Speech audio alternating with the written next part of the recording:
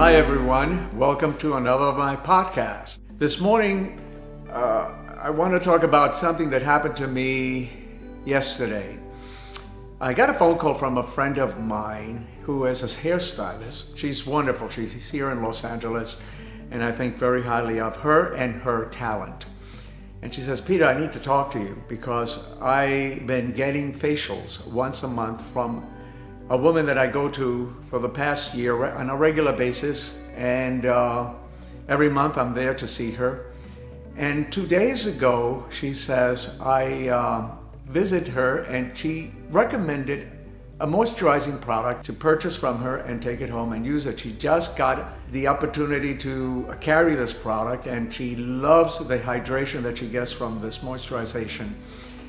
And why I'm sharing all this is I want to talk about when you use a product, if you have allergic reactions, what to do, what to expect from products, what ingredients are in products, and can possibly create maybe some type of allergy or a reaction to you. And this friend of mine who is a professional in the business, she primarily works with hair. She's not a skincare expert nor makeup. She calls me and she says, I explained when I was recommended by my facialist to use this moisturizer that I was using your products. I love them. They're super great. They hydrate in a way that I've never experienced before. And I was not willing to really purchase at that time the product and try it because I'm very committed. And the woman said, do me one favor, just take a sample. Don't buy it, but here are samples for you to try because I want you to compare what you're using to this particular product that I'm just starting to carry. The next morning, did her routine, took a shower, washed her hair, started getting ready for the day. After blow drying her hair, she applied the moisturizer before applying the makeup that she wears very light makeup. But nevertheless, she uses the moisturizer first, obviously, and she applied it and let it sit on her face for a few minutes to absorb before putting her foundation and continuing with her makeup. As she applied the moisturizer, she noticed a tingling sensation and she says, oh, it's great. Probably, it's working, and that's what most people expect when they start using a product and see what kind of a reaction you get. Do you feel anything at all as you apply the moisturizer in this case? And she felt the tingling and let it sat there for about a minute or so and then continued to applying her makeup. She wears very light makeup, so it doesn't really conflict with anything. After applying the makeup, went to work, and as she arrived at work, she felt very uncomfortable. Her face was feeling very tight. She hadn't looked in the mirror yet. She walked into the salon. She owns her own salon and has 6 or 7 employees. And as she walked in, everybody quite a number of them looked at her and says, oh my God, have you taken a look in the mirror? She says, what's wrong? She says, take a look at the mirror. And she looked and her face was swollen to the point that it was somewhat disfigured. I can't exaggerate enough because she took photos and sent them to me immediately. And she says, what is going on, Peter? Can you help me out? Because everybody's saying I have an allergic reaction to something that I ate, but I didn't eat anything that was out of the ordinary. I had a piece of toast and a cup of coffee, and that's basically it. But I did use this new moisturizer, and I'm wondering, it's a natural moisturizer, I was told by my facialist, so I don't know if there's anything in there that could be giving me this reaction. I said, do me one favor, immediately go see a doctor. And she did call her doctor, immediately went to see him, and he gave her a few shots to calm down the swelling, and I think it was an antihistamine that he prescribed. It took her about a full day to recover to what she normally looks like. The swelling took a while to diminish, and she was very uncomfortable, itchy. Her skin looked extremely red also. So she asked the doctor, do you think it is from something I ate or this moisturizer, which she had in her bag? And he said, it's probably the moisturizer, because if you didn't eat anything out of the norm, especially in the morning, just a slice of toast and a cup of coffee, I don't think that would be it, but it most likely will be the moisturizer. I mentioned to her, please take the moisturizer and do a test on your forearm. That area where you normally go to get blood tests and they withdraw blood from, that's the area that's most sensitive. You have a lot of arteries and veins right there. Also, the skin is much thinner in that area. So I said, when you're doing any type of testing, when it comes to products, facial products, makeup, whatever it is, apply it first to that area of your skin in your forearm and leave it for a good 10, 15, 20 minutes. The longer the better, to see if you get any kind of reaction, because if you are going to get a reaction, you immediately will notice it there in that area. So she went home and she was kind of contemplating, should I even apply it in that one area? Look what it did to my face. And she did apply a little, about the size of a quarter right there, and within minutes it started to turn red. Again, that itchiness and a little bit of discomfort and tiny bit of swelling that she was noticing, not as much as she noticed on her face, obviously, but it was quite obvious to her that this is what's causing the issue. And she texted me the ingredients listing that she had in a brochure that came with a product. And she took a photo of it and sent it to me. And I said, you know, everything in here, it's natural. I don't see anything that could really be concerning. Yet, when it's natural, you never know if you're going to have a certain reaction to something that you probably never tried before. And in this case, there must have been one ingredient or more in this formulation that gave her that awful experience, that reaction that made her face look deformed.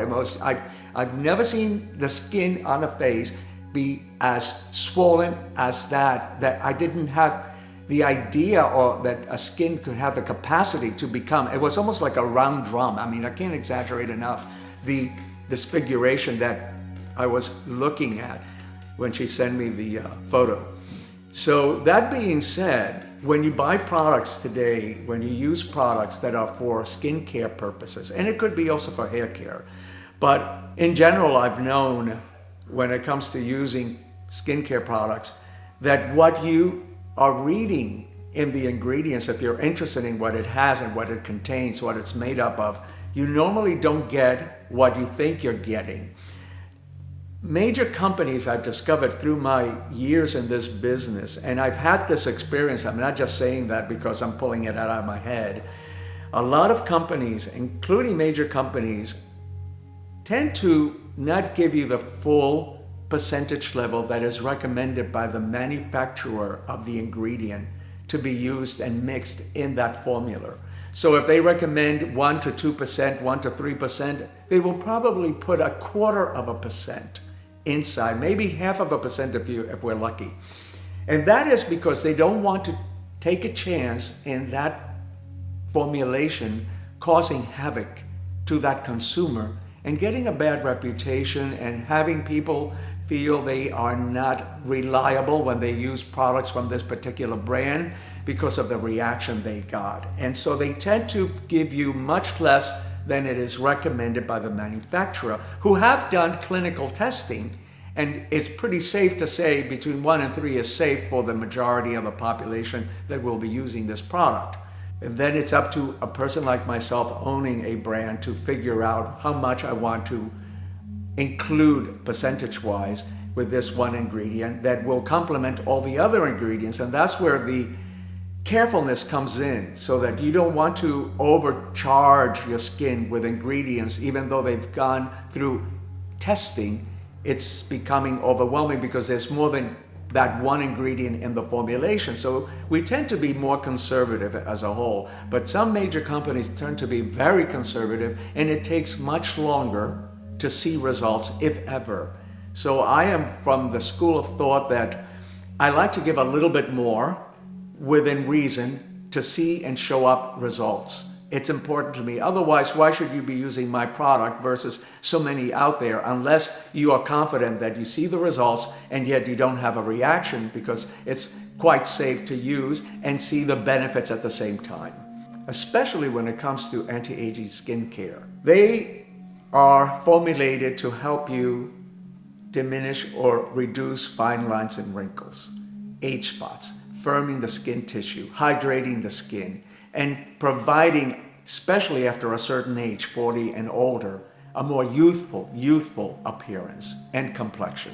For that to be achieved and accomplished, you do want ingredients that are reliable, that you can depend on to see the difference of the before and after in an obvious way when you eventually start looking in the mirror and looking for what I consider improvements.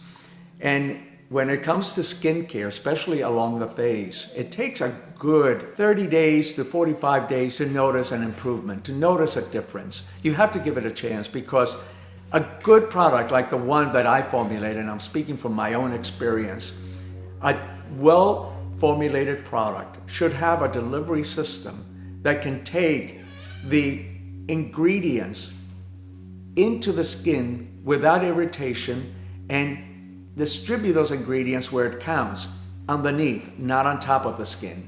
When you apply a product, when you can feel the product sitting on your skin, but it's not absorbing quickly, the probability is that product has large molecules. It doesn't allow those molecules to be absorbed into the skin easily. And that's why we have a delivery system in our products. And in some products in general do carry delivery systems today, because we're so advanced in skincare that it makes sense to have a delivery system where you can put all these ingredients like a missile and take it easily and absorbed into the skin and work from the inside out.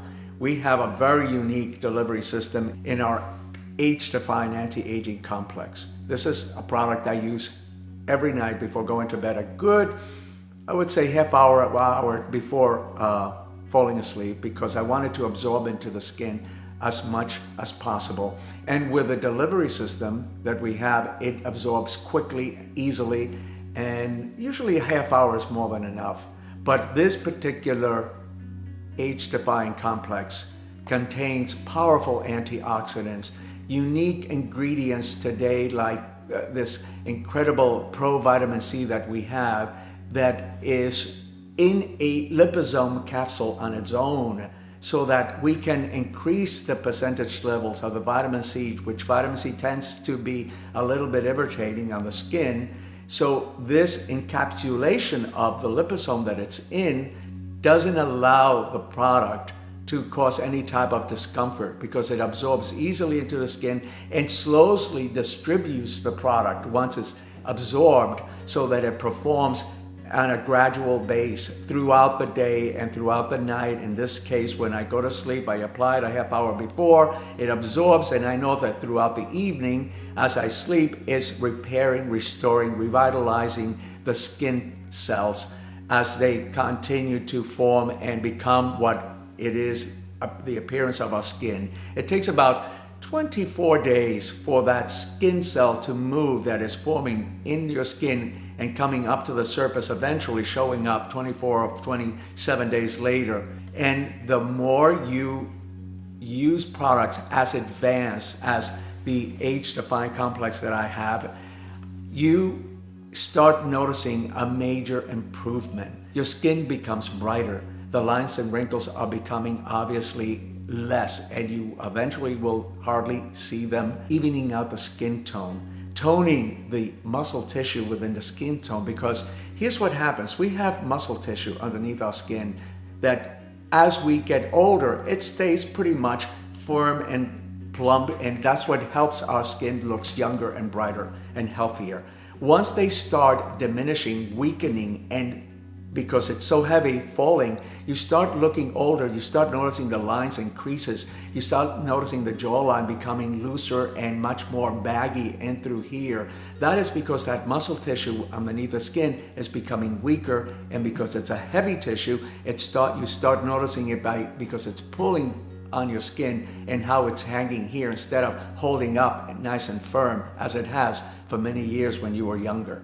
That is something that is important to understand. To have a youthful complexion, it's not so much just having less lines and wrinkles, it's also the toning of your skin.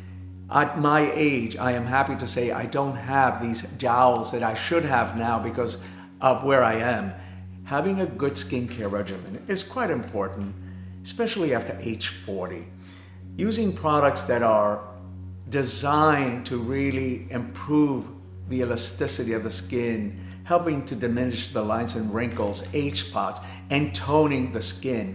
to prevent the muscle tissue underneath the skin from becoming heavy and sagging, and that's where you start noticing the aging of the skin being pulled down because of that muscle tissue not staying toned. The other thing for skin care is good cleansing. Using a cleanser that is gentle, that doesn't disturb the pH balance, that does help remove makeup easily if you're wearing makeup, and it really goes into the pores to detoxify the pores. So this cleanser that I am highly recommending, the Citrusy cleanser, it is a cleanser that removes makeup. It goes into the pore and detoxifies the pore. But at the same time, as effective as it is, it doesn't disturb the pH balance. So you get a very good, thorough cleansing, no issues with pH balance, and yet it leaves an incredible hydration on your skin. When you rinse off this Citrusy cleanser, your skin feels so dewy, so fresh, so clean, but hydrated, which is vital to maintain beautiful skin. Hydration, hydration, hydration. And that is something you will discover when you use our Citrusy cleanser. Another important factor besides cleansing your face is using an exfoliating scrub at least 2 to 3 times a week. In my case, I use less the Citrusy cleanser because I really don't use makeup. I want to, at my age, cleanse my face and exfoliate my face. On a daily basis, I will use the pumpkin facial scrub. It loosens the dead cells on your complexion and exfoliates them with the grains within the scrub. It removes all those dead cells and it provides wonderful clarity to your skin. As we get older, you will notice, especially in men who don't intend to exfoliate their face, use moisturizers, the only maintenance they do on a daily basis or every other day is to shave. Once you shave, you exfoliate your skin. But you're only shaving along the areas where the beard is growing and the mustache area, but the rest of the face doesn't have the same benefit. So men will tend to show a more dull-looking complexion if you really pay attention to a man's skin. Where if they started to use the pumpkin exfoliating scrub like I do, your skin, as you get older, will continue to exfoliate. You're cleansing the skin, you're exfoliating the skin, and you're providing hydration, and you're providing those cells to come up quicker, and the youthfulness of your skin will be much more obvious, even though you're getting older. You don't need to look older if you're getting older. Using the right products for the right reasons. It is about knowing what to use on your face, what it does to your skin, what to expect from it, and once you start using the products, expect a good 15 to 30 days to notice some improvement. After 30 days, you should be becoming aware of its unique performance and the way it will improve your skin, helping you to have a much more brighter, youthful complexion. Well, that ends this podcast. Please post your questions in the comments below. You can also email your questions to me at peterlamastv@gmail.com. My intention is to answer your questions in the next podcast. And please click and subscribe.